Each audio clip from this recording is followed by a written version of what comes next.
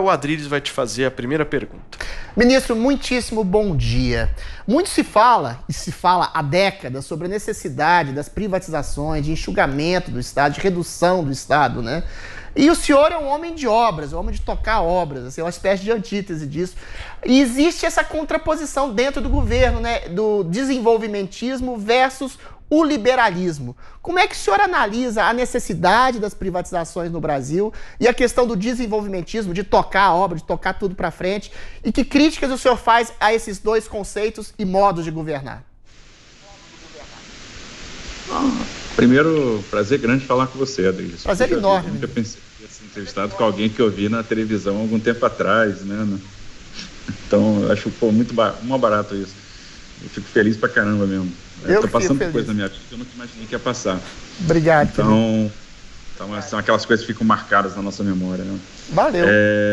Não há essa crise de desenvolvimentismo, liberalismo. Eu acho que é uma coisa muito inventada, tá? Por exemplo, a gente tem que tocar a obra, mas primeiro, a alavanca do Ministério da Infraestrutura, na provisão da infraestrutura, é investimento privado. Observe que nós fizemos 32 leilões de concessão até aqui. Há 2 semanas atrás, nós fizemos leilão dos terminais de Santos, STS 14 e 14A, né? E foi muito bem sucedido, 2 terminais de celulose. A gente já fez leilão da Ferrovia Norte-Sul, nós já fizemos leilões de rodovias, de aeroportos, estamos encaminhando um pacote. A gente deve fazer mais de 40 leilões de ativos até o final do primeiro semestre do ano que vem, com alguns muito importantes, como 2 terminais de líquidos grandes no Porto de Santos, a rodovia Presidente Dutra, que vai ser licitada de novo, a Ferrogrão, a Ferrovia de Integração Oeste-Leste, mais 22 aeroportos. Ontem foi um dia histórico para a gente, muito feliz. Nós extinguimos, né, a primeira empresa estatal no governo Bolsonaro, que foi a Companhia Docas do Maranhão, uma empresa portuária. Então, nós temos uma empresa a menos aqui no Ministério da Infraestrutura. E a gente quer acabar esse período com 4, 5, talvez 6 empresas a menos. Então, nós estamos ou liquidando ou privatizando. Ontem também foi um dia importante, porque a gente fez o kickoff, nós fizemos a reunião de início de estruturação do projeto de desestatização de Santos. Então, observe que quando a gente fala do que nós vamos fazer em infraestrutura, nós estamos falando de contratar 250 bi de investimento privado. Perfeito. E o que nós vamos fazer de investimento público é coisa de 20 e poucos bilhões daqui até 2022. Então, a parcela do investimento privado é muito mais representativa. A gente sabe que esta é a alavanca, este é o caminho. Nós queremos enxugar o Estado, privatizar companhias docas, né, liquidar empresas que não fazem mais sentido. Observe, quais são as vantagens? Eu tenho a vantagem da governança, eu tenho a vantagem da flexibilidade para fazer investimento, isso vai proporcionar emprego, então é nessa linha que nós estamos seguindo. Observe que nós temos um plano ousado de ferrovias, a gente vai botar praticamente 40 bilhões no modo ferroviário, nós devemos dobrar a participação no modo ferroviário na matriz de transporte, e esse investimento é praticamente todo privado. Perfeito. A gente está usando a criatividade, trabalhando com investimento cruzado, pegando a outorga na renovação de uma concessão, aplicando na construção de outro trecho ferroviário, depois a gente licita aquele trecho, aí gera uma nova outorga, reaplica no sistema ferroviário, e tudo privado, a lógica é toda privada. Então, a gente está completamente alinhado à linha liberal do governo, à linha do ministro Paulo Guedes, que é a linha que vai nos proporcionar um crescimento sustentado, um crescimento estrutural, né, que vai nos livrar daqueles voos de galinha. De fato, é nisso que a gente acredita. Joel. Bom, ministro, bom dia. Achei perfeita a sua colocação aí, né? Não precisa ter um conflito entre a linha liberal e desenvolvimento. O investimento tem que vir muito de privatizações, sem sombra de dúvida. Agora, é inegável também que qualquer país que fez investimentos relevantes e que se desenvolveu com uma infraestrutura boa também contou com investimentos públicos num montante bem relevante. Isso vale para qualquer país aí industrializado e rico do mundo. Portanto, seria desejável que o Brasil também conseguisse fazer isso, mas a gente sabe da situação fiscal agora muito difícil para o país. Na proposta do orçamento, o investimento já, como vinha nos últimos anos, não é novidade, mas vem caindo ainda mais aí.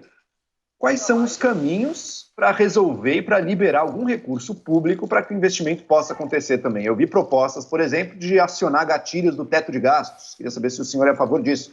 Por outro lado, tem essa reforma administrativa correndo aí e que também lanço essa pergunta. Os militares foram isentados da reforma administrativa. O senhor concorda com essa isenção? Algo que poderia dar algum dinheiro ali? Ou quais são os outros caminhos aí para resolver essa falta total de recursos do Estado para poder fazer investimentos? Bom dia mais uma vez, Joel. É um prazer falar com você novamente, né? Sempre uma alegria estar contigo. Eu acho que, primeiro, até o ministro Paulo Guedes, que é um liberal, né, de carteirinha, ele sabe da importância de nós termos algum nível de investimento público, porque, simples, o investimento privado não alcançará todos os rincões do nosso território. Então, em algum lugar, a política pública vai ter que ser levada pelo Estado. Em algum lugar nós vamos ter que fazer o investimento, né? O investimento privado não vai suprir todas as nossas demandas.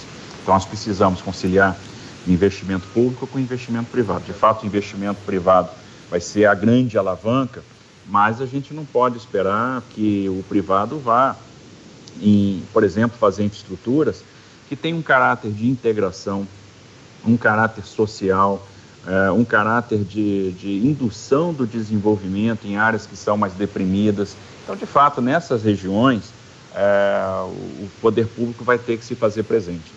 E o próprio ministro Paulo está criando as alternativas para que isso seja possível, né? Então, nós temos reformas estruturais em curso. Tivemos uma grande reforma, que foi a reforma da Previdência, agora nós temos uma reforma administrativa no Congresso.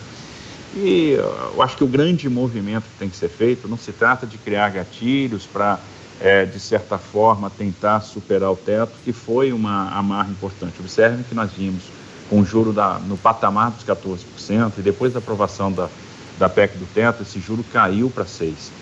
E com a reforma da Previdência, com a manutenção da linha de solvência, que é um compromisso importante que o Estado tem que assumir, a gente continuou uma trajetória sustentável de queda de juros. Hoje nós temos um juro de 2%, e isso é fundamental. A própria queda de juros abre espaço fiscal para que a gente possa fazer novos investimentos. Mas a linha da economia é uma linha muito correta, é a linha de flexibilizar o orçamento, ou seja, desvincular receitas e desindexar.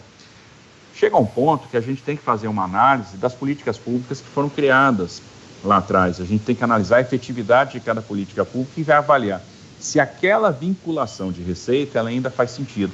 Se aquela vinculação de receita está trazendo o efeito esperado. Por exemplo, o programa de cabotagem nasce da reanálise de uma política pública, que foi de incentivo à construção naval. No setor de cabotagem, a construção naval não apresentou expressivos resultados. Ela apresentou e apresenta, e é muito competitiva, na área do apoio marítimo, do apoio portuário, da navegação interior, mas na cabotagem não. Então vamos rever essa política pública, vamos abrir o afretamento por tempo, vamos abrir o afretamento por casco nu, vamos zerar o imposto de importação para embarcações de cabotagem. Então nós fizemos uma reanálise de política pública. Assim, também vários fundos que foram criados para determinadas políticas públicas se mostraram ineficazes. Eu tenho dinheiro que tem uma destinação vinculada que fica empossado. Se a gente libertar essas amarras, a gente cria um espaço fiscal muito grande para fazer investimento. E o Congresso já começa a perceber isso. Já começa a perceber que, poxa, eu não precisava ter aquela parcela de dinheiro reservada para essa política pública. Eu posso liberar isso, eu posso ser mais dono do orçamento e direcionar de uma forma ótima o recurso. Não adianta ficar brigando todo ano por 6% do orçamento. Num orçamento de 1,5 trilhão, a gente ter aí 100 bi para investimento discricionário, né? E na área de infraestrutura, muito menos do que isso. A gente tem mecanismo dentro do próprio orçamento, sem romper o teto de gastos, sem avançar sobre nenhum pilar fiscal, de criar as alternativas. E eu acho que a reforma administrativa é muito bem-vinda, é um ajuste necessário, e a carreira militar ela tem as suas especificidades. É uma carreira um pouco diferente, né, em função de uma série de atributos, até pela própria essência e pela própria natureza da atividade militar. Perfeito. Ministro, antes de passar a palavra para a nossa Paulinha, a produção separou aqui para eu perguntar para o senhor um tweet do flamenguista Croque BSB 25, em que ele quer saber se sai ou não a privatização do Correio. Precisava que você fosse bem objetivo nessa resposta, ministro, por favor. Por favor. Tem um engajamento forte do Ministério da Economia para que saia, é uma das prioridades do Ministério. O Ministério da Economia estabeleceu pelo menos 2 grandes prioridades em termos de privatização, que é a Correia e a Eletrobras. Aqui no que nos cabe no Ministério da Infraestrutura, nós vamos privatizar Docas do Espírito Santo, vamos privatizar Santos, São Sebastião e Itajaí, né, que são 4 portos importantes, além de passar 43 aeroportos para iniciativa privada, 18 mil quilômetros de rodovia, mais de 3 mil quilômetros de ferrovia, dezenas de terminais portuários. Perfeito.